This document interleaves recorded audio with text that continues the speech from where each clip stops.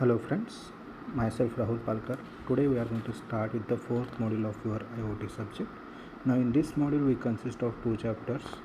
One is IoT data and analytics and second one is securing the IoT. Now we will start with the first chapter, that is IoT data and analytics. First we will see why we need to analyze the IoT data. Now we can see in IoT network we are going to have thousands of sensors which generates a very large amount of data. For example, a single jet engine consists of thousands of sensors which can generate 10 GB of data per second.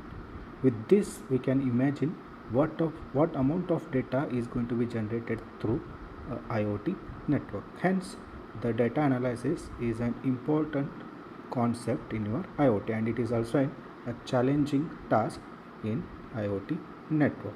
Now before going to data analytics, first we will see the data, IoT data. What is this IoT data? Now we know what is meant by data. The data is a collection of raw facts from which conclusions may be drawn, and this data is going to be used to obtain the necessary information. Now after processing the data only you are going to get the information. Now you can call information as the knowledge which is extracted from the data. Now in IoT the data is going to be classified into two different categories. The first category is the data is either structured or unstructured, and the second category is data at rest versus data in motion. Now first we will see about structured data. Now the data which is represented in rows and columns is called as structured data. Now this structured data follows some schema for representing the data, and it is easy to format, store, query and process the structured data. Now the examples for structured data are your Excel file, SQL table, whatever the data which is arranged in rows and column format is called as structured data. Now next comes unstructured data. Now the data which is not a structured data, you can treat that data as an unstructured data, and this unstructured data does not have any schema for representing the data, and you can't process this unstructured data easily. Now the examples for unstructured data are text, speech, image, audio and video. These are the examples for unstructured data, and according to some organization surveys, the 80% of the business data is classified as unstructured data. Hence handling of this unstructured data in an IoT network is a challenging task. Now the next comes data in motion versus data at rest. Now the data will be of course the data is going to be in two different forms. Either the data is going to be in transit, or it is going to be at the rest. When it is going to be at the rest, when it is going to be stored, and when it is going to be in motion, when it is moving in a network. That's why the data which is flowing in a network is called as data in motion. And the examples for data in motion is a client server exchange of data. It is an example for data in motion. And data stored to your hard disk or USB drives is called as data at rest. The data which is stored is going to be called as data at rest. This is about the classification of data in IoT. Next we will see the data analytics in IoT. Now the data analysis is broadly classified into four different categories based on the results produced by that particular data analysis technology. Now those four types of results we have is, the first one is descriptive, second one is diagnostic, third one is predictive, and the fourth one is perspective. Now in this figure we can see how these analysis technologies are going to be used.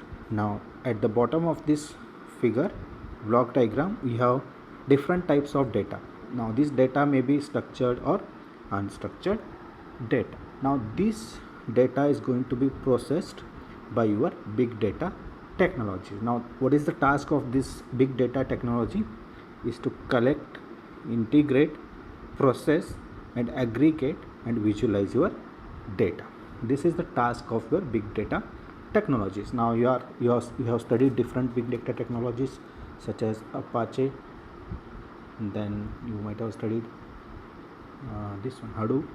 Okay, all these technologies come at this middle level, and above this we have analysis applications. Now these applications are going to be divided into 4 different categories. The first one is descriptive, second one is diagnostic, third one is predictive, and the fourth one is perspective. Now the descriptive analysis is going to tell us what is happening, diagnostic is going to tell us why did this happened, and predictive analysis is going to tell us what is likely to happen, and prescriptive is going to tell us what should I do about it. Now we'll see these 4 types one by one with an example. Now first we'll see about descriptive data analysis. Now it is going to tell us what is happening either now or in the past. For example, a thermometer in a truck engine reports the temperature value every second. Now this type of analysis is called as descriptive. Now it is going to tell us what is happening, what is the value of temperature. It is not going to tell us why the temperature is increasing or why it is decreasing. It is just going to tell us what is the temperature of that truck engine, and this type of analysis is called as a descriptive. Now the next category comes a diagnostic. Now in this it is going to tell us why it is happening, now why that particular change is happening in that particular truck engine. Now for example, you continue the same example of temperature sensor in the truck engine. We might wonder why the truck engine is failed. Now diagnostic analysis might show that the temperature of an engine was too high and the engine is overheated, that is why the engine has failed. This information is going to be produced by a particular diagnostic analyzer. Okay. Now the third one is predictive. Now the predictive analysis aims to foretell problems or issues before they occur, means it is going to intimate us before that particular problem is occurring. And in this example, in truck engine, this type of analysis are going to tell us if we do such any illegal things, then the truck engine may heat up and it may report in engine failure. This type of analysis are called as predictive analysis. And the fourth type is prescriptive analysis. Now in this analysis, it goes one step beyond the predictive and recommends some solutions for the upcoming problems. This type of analysis itself are going to identify the problems and itself are going to provide the solutions for such problems. Okay, this is about the data analytic overview. Now the next we'll see the complexity of these analytics tools. Now if you see this graph, the x-axis is for complexity and y-axis for the type of analysis tool you are using.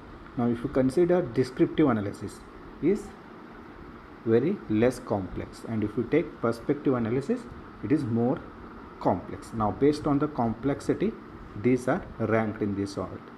First comes descriptive, diagnostic, predictive, and the last one is perspective. Okay, now these are the 4 different data analytics tools we can use for analyzing your IoT data. Okay, remaining things we will see in next video. Thank you.